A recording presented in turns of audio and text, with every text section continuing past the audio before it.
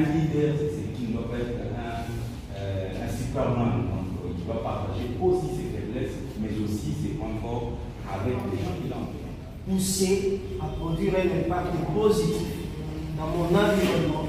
L'introduction sur le développement du leadership, j'ai appris beaucoup de choses. Entre autres, la souveraineté, la fondation.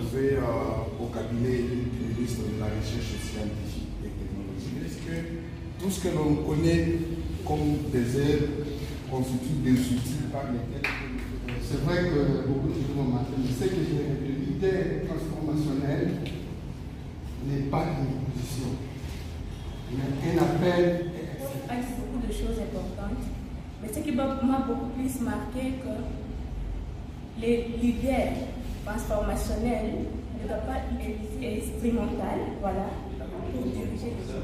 Vraiment, l'ambiance a permis à ce que nous soyons concentrés et que nous ayons la soif d'écouter ce qu'il a en train de communiquer.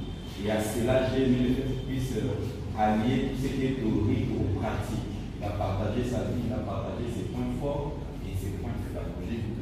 Et quand on écoute, c'est que ça ne fatigue pas et réellement aimer la salle. Je suis resté accroché à quelque chose que je vais partager même dans mon église. Nous sommes au devant, mais nous ne sommes pas les devants. Ensemble. Et aussi, surtout, l'intégrité du leader, c'est ça qui a beaucoup plus. En moi, c'est la classification du leader.